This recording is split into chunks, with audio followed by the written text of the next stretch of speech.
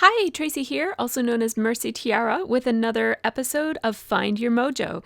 Each episode will give you a prompt or a challenge to get your creative juices flowing and get you scrapping and documenting your memories. This time, the prompt is to use your scraps and tools that you already have in your stash. So let's get started. I thought I would start this off by showing you how I store my scraps. So I have a series of 6 drawers in Jetmax or Recollections cubes in my scrapbooking room that I store my scraps in. And I do sort them by color. And as you can see, I hold on to a whole lot of scraps. Now, I have the pleasure of being able to do this because I do have a fairly large scrapbooking room, and so if I had less space, I would probably still sort them by color, just because I do find it helpful to be able to look at them by color and to select them by color. But I would just put them in a smaller series of drawers, like those Rubbermaid containers or iris containers that you can get at various scrapbooking and storage supply stores, or I would keep them in a big basket and just mix them up, and then you can just be creative and maybe get some ideas that you might not have chosen otherwise, or choose some papers that you might not have chosen otherwise. So I keep mine this way.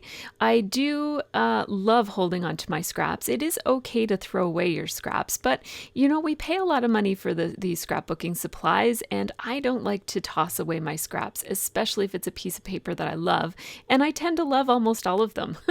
So I picked out some pink scraps, some blue scraps, and some black and white scraps from my 3 drawers. I had my pink drawer, my blue drawer, and my black and white drawer. Now, I have this vellum from Stampin' Up that is printed, but I think I'm actually going to use the plain vellum. It also happens to be Stampin' Up vellum that I use. It's nice, thick cardstock quality vellum, and it goes through printers really well. And so I'm not going to print on this particular piece, but I'm thinking about using it as one of my layers. I really love that piece of pink scrap paper that has some music notes and typographical text on it. I really love that. And I'm just trimming down using my Creative Memories trimmer here. My photo, it's a 4x4-inch photo from Instagram that I changed to black and white before I printed it up. And sometimes one of the challenges of using scraps is that you don't always have the right size. So I would like to use this Fancy Pants paper from the Atwell collection to mat my photo. I really love a bold diagonal striped mat for my photos. But as you can see, none of these pieces are quite big enough. Now I could layer them together and glue them together to form a rectangle or square chunk, and then have the lines where the overlapping pieces overlap, I guess, fall under the photo. But instead, I'm just going to choose the biggest chunk that I have, and as you see, I'm just matting my photo in that, and I'm okay with the fact that there's a chunk missing from my mat. It kind of adds a little bit of an unexpected detail to the mat of this photo that I actually quite like it. I just trimmed it out so that it followed a diagonal line so that it didn't look so harsh in how the mat ended. It kind of made it look like I meant for it to be like that. Now, I took a big chunk of that typographical pink and white paper that I love so much. I don't even know who makes it anymore because it was so far down in my scrap bin that I don't recognize it. And then the polka dotted paper that's layered behind the pink and white is a piece of Dear Lizzie from the Lucky Charm collection that's quite old, from several years ago. And so I'm happy to get a piece of that on my project today as well. And then I thought about using that other piece of Fancy Pants paper, the striped one with all those beautiful colors, but it seemed like that was going to overwhelm this too much. So I went into my more recent supplies, and this is from Crate Paper's Heart Day collection, because I needed a background paper, and so I couldn't use my scraps for that. All of my scraps are less than 12 by 12. That's how I define a scrap. And so I just took this out because I thought that the colors would look really nice with the typographical piece of paper that I like so much. It's sort of the main piece of pattern paper on this is that pink and white paper paper with some text and lines and music notes on it.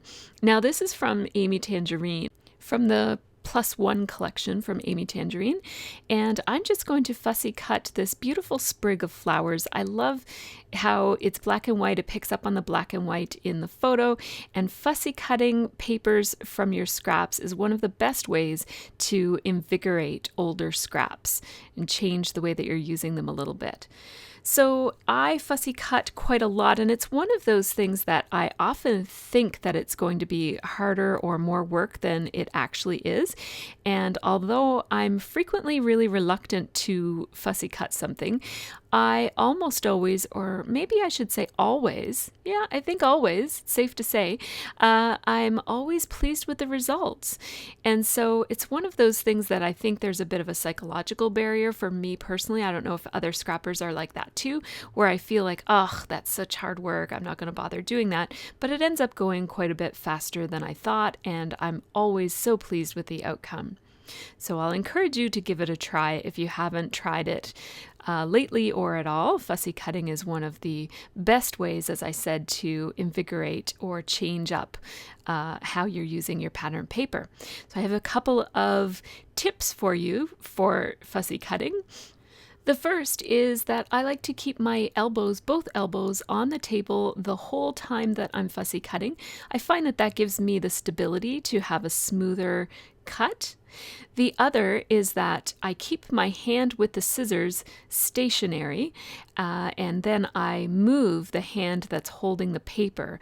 So when I come back in a second, you'll see that the paper rotates, that I end up rotating the paper from side to side and all around so that I can reach into all of the little crevices and little corners.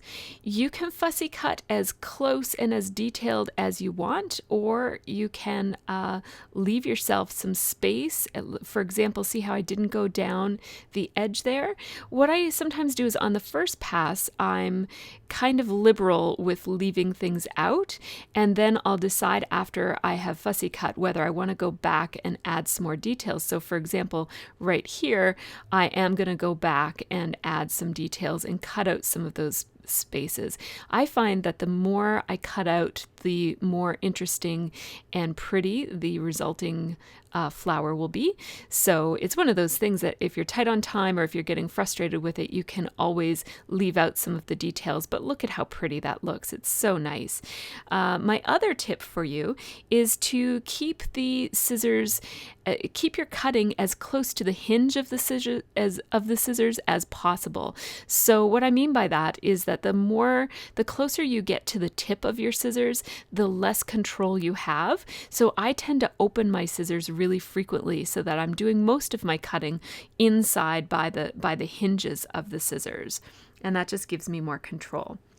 Now I'm outlining my papers to give them a little bit of distinction from the backgrounds that they sit on, and also to make them match a little bit better with that outlined flower that I'm using as my main embellishment here. I'm giving the photo a little bit more emphasis by outlining it as well, and I'm just using a Faber-Castell Pitt pen. My Pitt pen is running out of juice. I have to replace it. I've had it for quite some time, so I just did a little switcheroo there. I added some sketchy doodly marks to two places on the photo, and that's just for added interest.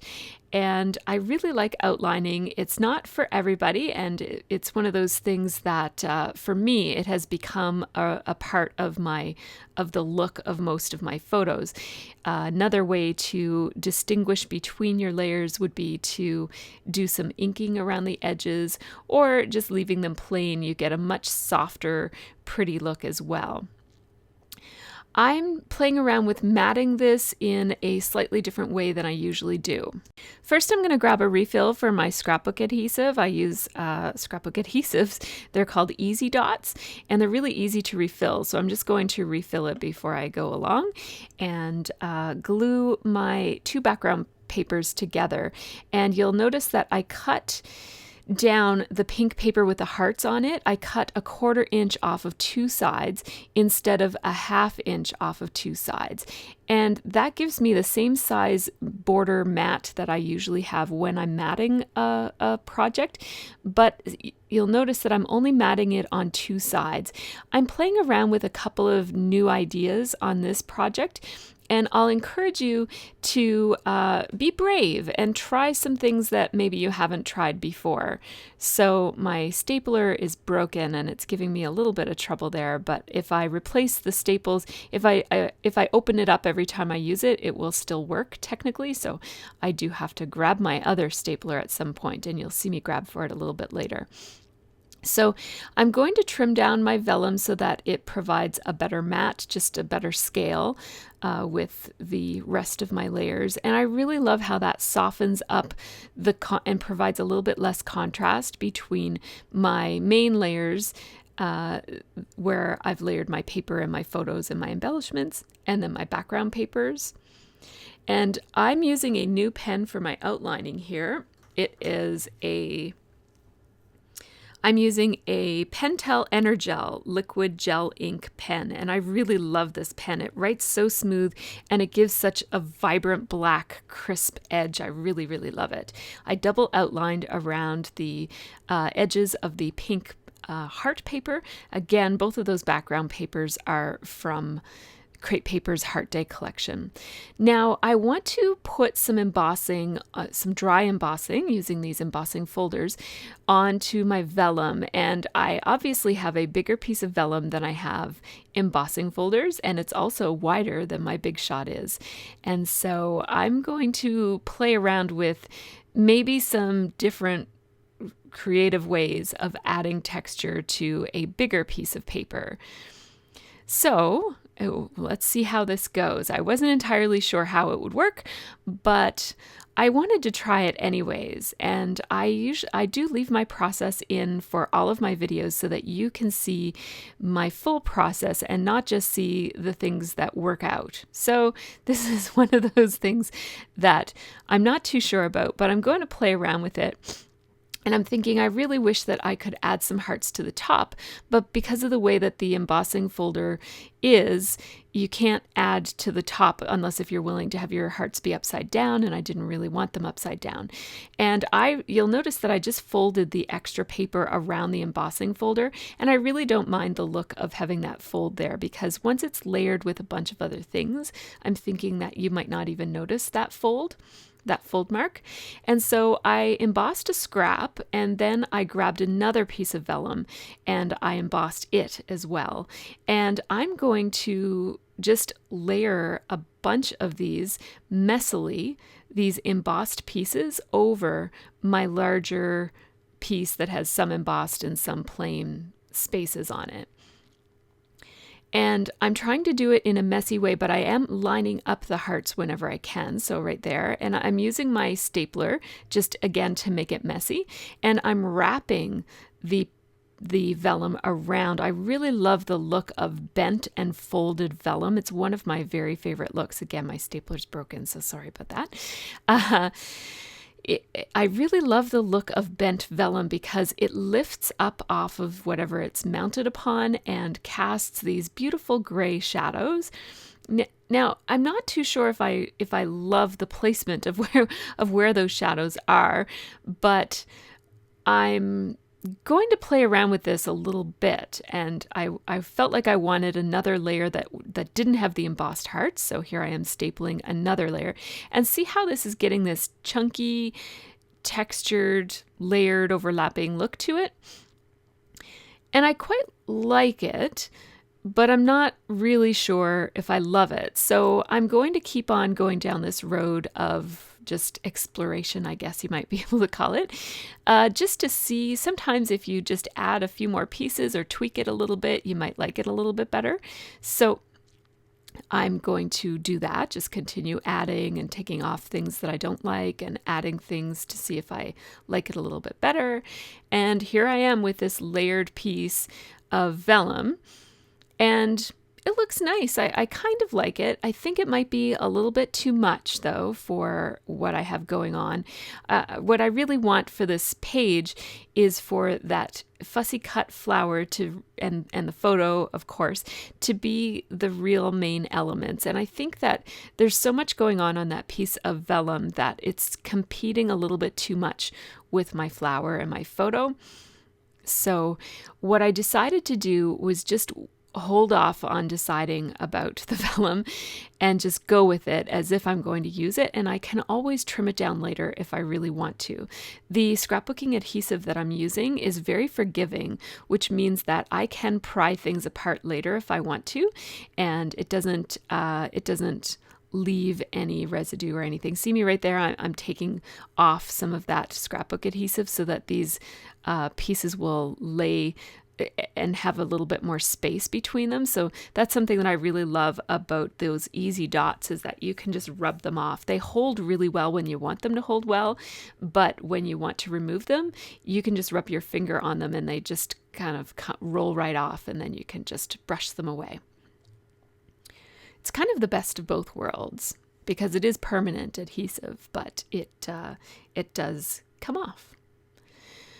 So I thought I would just show you how that's looking for now, and I'm going to hold off on deciding whether I like that look or not, because sometimes the more I look at something, the less I like it, and other times the more I look at it, the more I like it. So we'll just wait for that idea to kind of percolate there.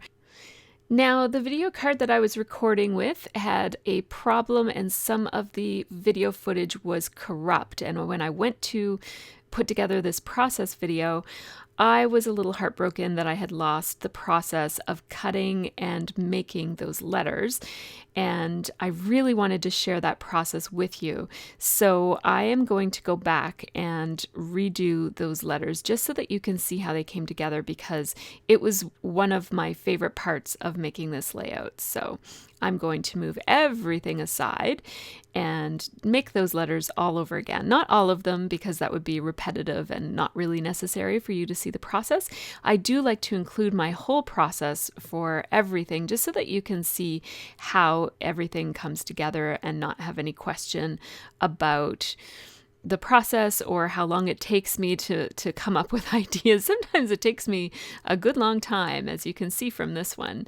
I do a lot of changing my mind about that vellum, for example. So I start with some black Stampin' Up cardstock, and I am using an Echo Park die, and it's called Script Alphabet Die Set, and it's just one plate that cuts all of the letters. Every time you pass it through, it cuts all the letters.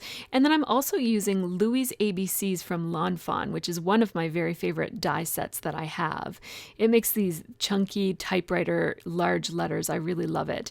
And I think it's going to contrast really nicely with this slanted scripty font from Echo Park.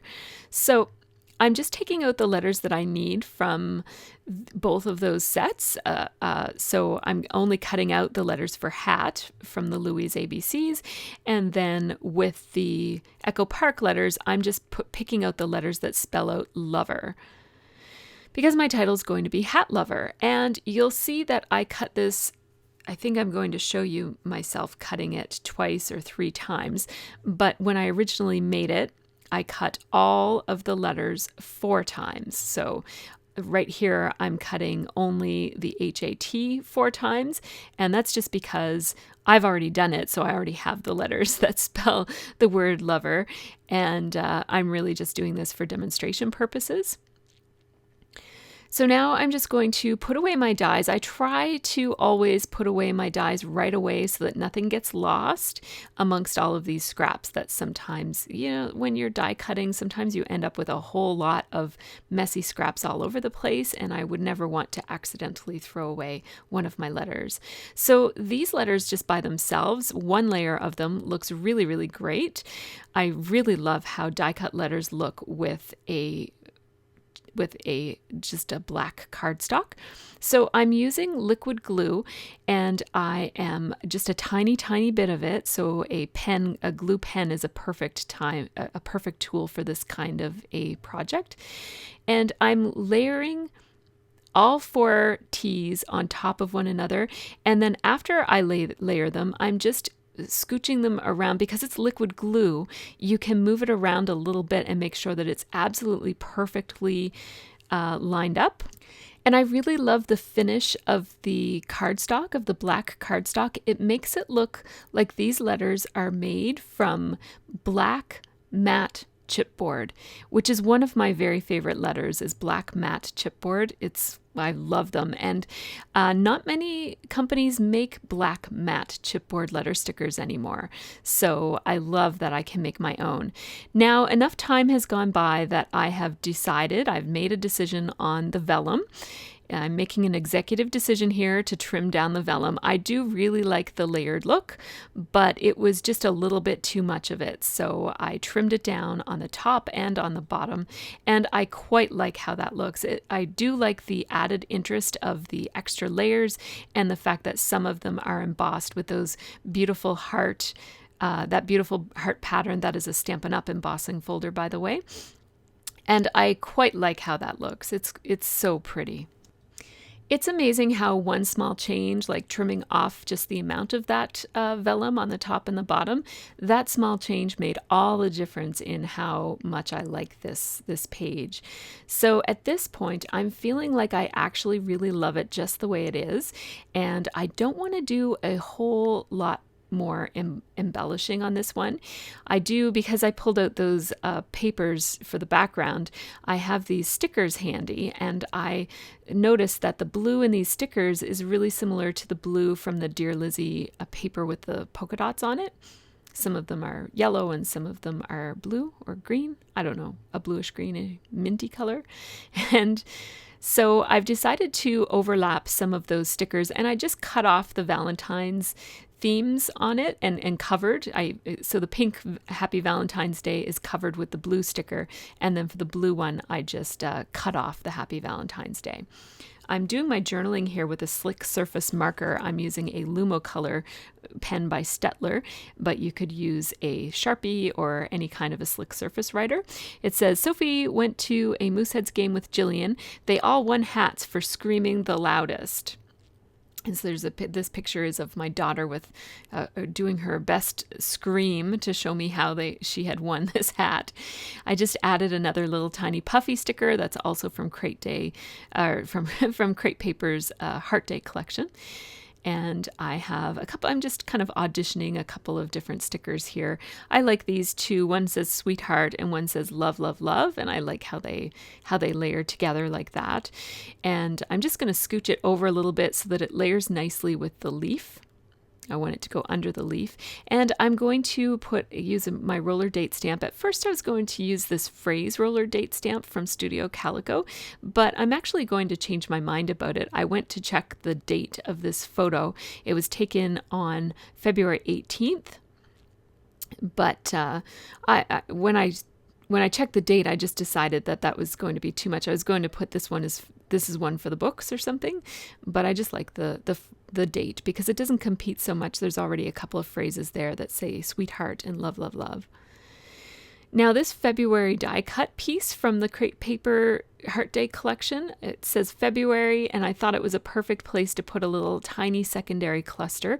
I'm not going to do too much embellishing on this at all because when I do fussy cutting, I think that flower just looks so beautiful, and I really don't want to overwhelm it. I want it to sit there on that beautiful pink and white paper and just be perfectly pretty, just like Amy Tangerine designed it to be.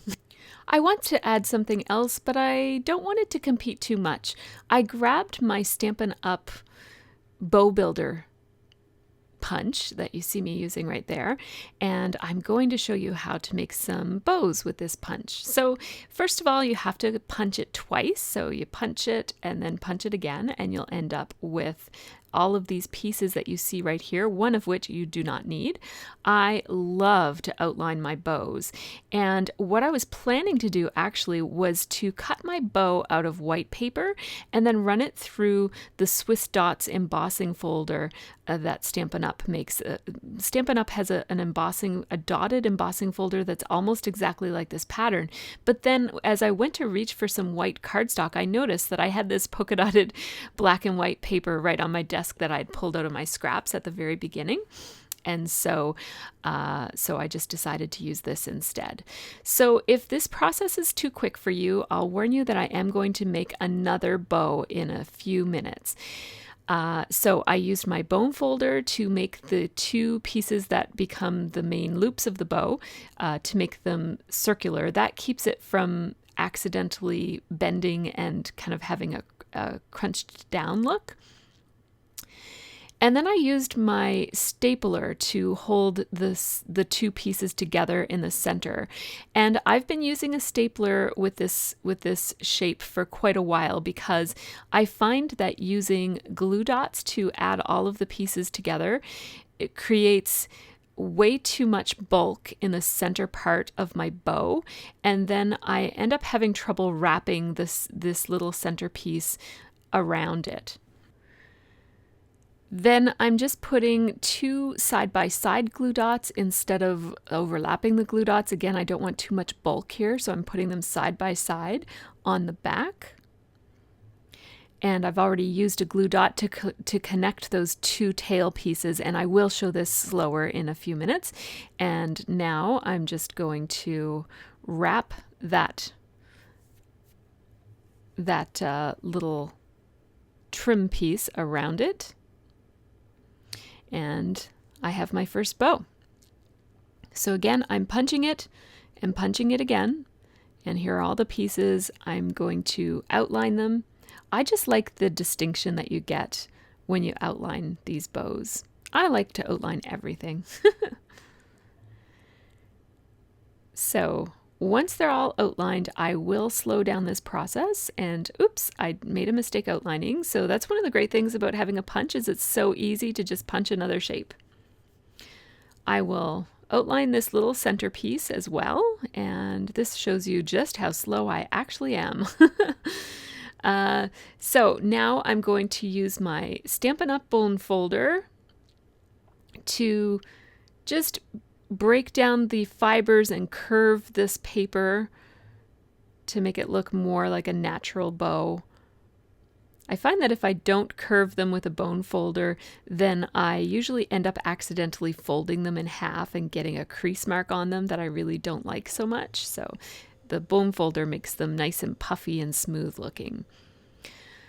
So now the tricky part here is normally what you could do is put a glue dot inside of this piece, put a glue dot there and then squeeze it together, and then put a glue dot in this one and squeeze it together, and then glue the two of them to each other with a third glue dot. And you can imagine you'll have a big stack of glue dots and paper in the center part if you do that. So instead what I do is I just hold it by the very edges of my fingernail. I get it all in place, hold it by the very edges of my fingernail, and it's easier. I just cut my nails before I did this. I should have left them long for a few minutes longer. Then I get my stapler in place, and I'm holding my stapler down, but not enough to actually staple, because sometimes I like to shift it around a little bit and just make sure that it's perfectly lined up before I actually do my staple. So here, see me just moving it a little bit, shifting it, and now I staple it. There you go. So there I have this staple, and you know what? It looks kind of nice just with the staple. Sometimes I do go ahead and wrap that little centerpiece around it and staple the whole thing on the outside, and that gives you a really nice homemade casual look as well. I am going to use a glue dot here to connect my two tail pieces together, and I just overlap them. And then I'm going to put another glue dot here, and then it's, again, it kind of, one of my pet peeves for making these bows is how many glue dots you end up having stacked on top of each other and how wide that ends up making the centerpiece. So I'm just thinking here, maybe I can eliminate one of these glue dots, or maybe even both of them. So I'm going to pull one of them off. And the glue dots are kind of easy to pull off. They are really, really sticky, but if you're patient, you can pull it off. And I'm even going to go ahead and remove most of this glue dot so that there's only a tiny little bit of that adhesive left behind. Just a little, there's just a tiny bit left there. I'm taking off even more, and I'm going to leave just the tiniest little bit of adhesive there, just enough to hold it temporarily in place until I can wrap that piece, that center piece around. So they're just the residue is enough to hold those two pieces together. And now what I'm going to do when in order to connect these two tail pieces to my bow is I'm going to put my glue dots off to the side so that they're still going to be covered by the bow, but they're not right directly under where all of those other pieces overlap and where the center will go around. I'll hold this up and hopefully you'll be able to see it. I know it's clear glue dots on a piece of paper, but see where they are? They're just not quite in the center. They're one to the left and one to the right. And now, when I stick these tails to the main part of the bow, now the glue dots are out to the side instead of right underneath of where I'm overlapping all of those pieces of paper. And that drastically cuts down on the bulk of the center part of my bow. Because normally, if you've ever used this punch, you'll know that normally you end up with quite a chunky bit of paper upon paper upon paper with glue dots in between each layer. So I like to pre-bend my little centerpiece. I just hold it up and wrap it around and get some crease marks going on it so that it's easy to apply it after I do apply the glue dot. And I find that glue dots really are the best adhesive to use for this because they're so easy to apply and they're so darn sticky that the bow is definitely going to stay together when you use the glue dots on it. Again, I made those glue dots. I'm putting 2 on it just because I like to make sure that it's definitely not going to pop apart. But I tried to make them so that they don't overlap too much. Those ones actually overlapped a little bit more than the glue dots on the back of the first one that I made. And I'm just pinching it. Sorry, I'm a little tiny bit off screen there, but I'm just pinching it together. Bows are one of my favorite embellishments. I am a huge fan of bows, so I love that this bow builder punch gives me the option to add a bow to almost anything in any color or pattern paper that I choose.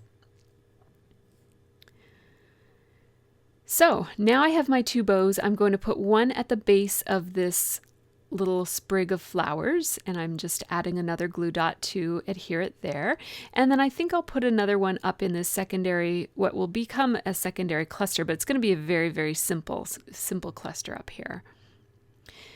And I do want to use my broken stapler for this because it has the silver staples in it, and I didn't want to add a different colored staple where I had already been using silver staples elsewhere on my project.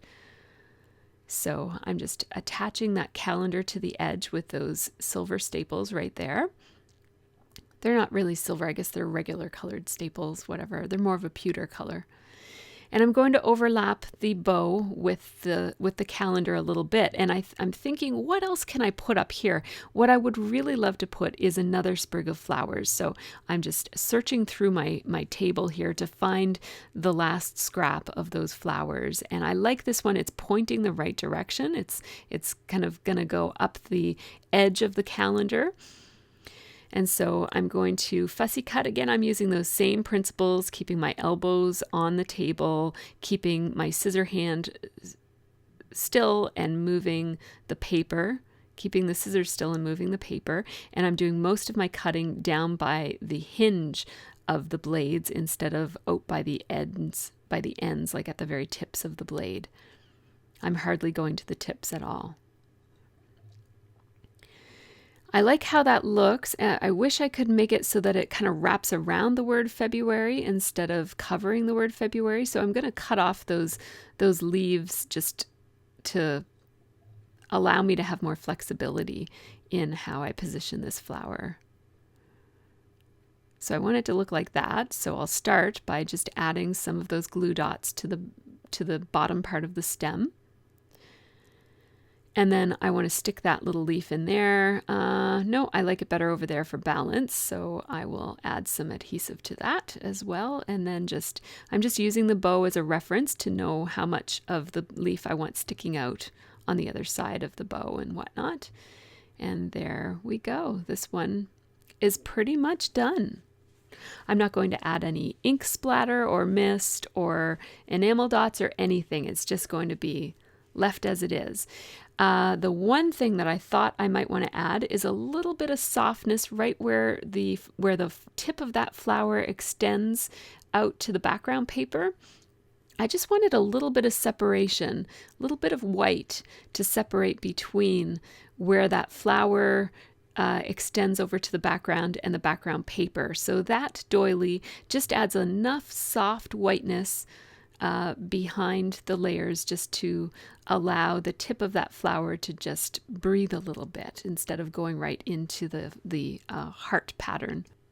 This is definitely a layout that demonstrates how sometimes less is more. I like to mix up my layouts every once in a while, throw in one that has lots and lots and lots of embellishments, and every once in a while have one that has very few embellishments and just very kind of soft and delicate and more plain and simple looking. I really like this one. It does have some details, but not too many, and I really quite like this look. I will encourage you to dive into your stash and pull out some scraps and use some of your older little pieces of patterned paper that have been sitting around for a little while and pull out your tools and put them to good use, whether it's cutting your own alphabet to make a title, or fussy cutting, or using your punches or embossing folders, whatever tools and scraps you have on hand. Pull them out and get them on a page and document one of your memories. Thanks so much for watching, and I hope you have a really great scrappy week. If you would like to check out any other videos from the Find Your Mojo series, I will link it in the information section below and in a card on this video. Take care, and I hope that you have fun with your scraps.